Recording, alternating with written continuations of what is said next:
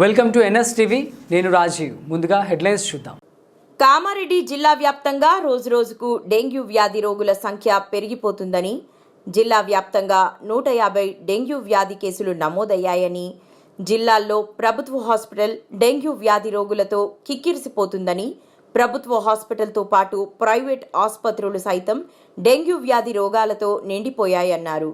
Dengue వ్యాధితో పాటు వర్షాకాలం కావడంతో సీజనల్ రోగాల వ్యాధులతో హాస్పిటల్లో రోగులు తీవ్ర ఇబ్బందులు పడుతున్నారన్నారు.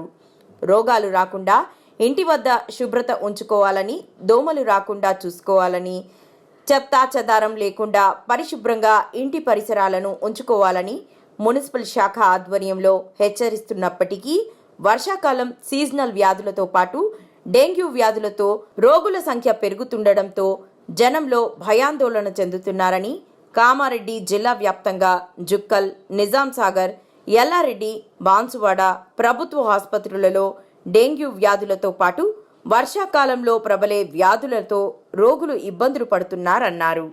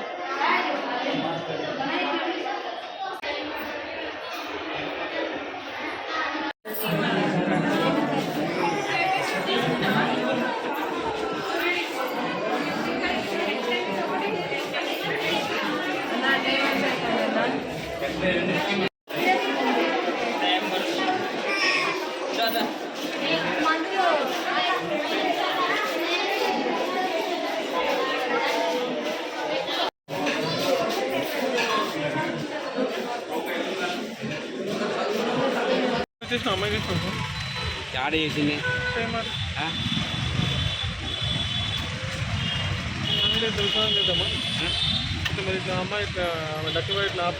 హలో చెప్పరా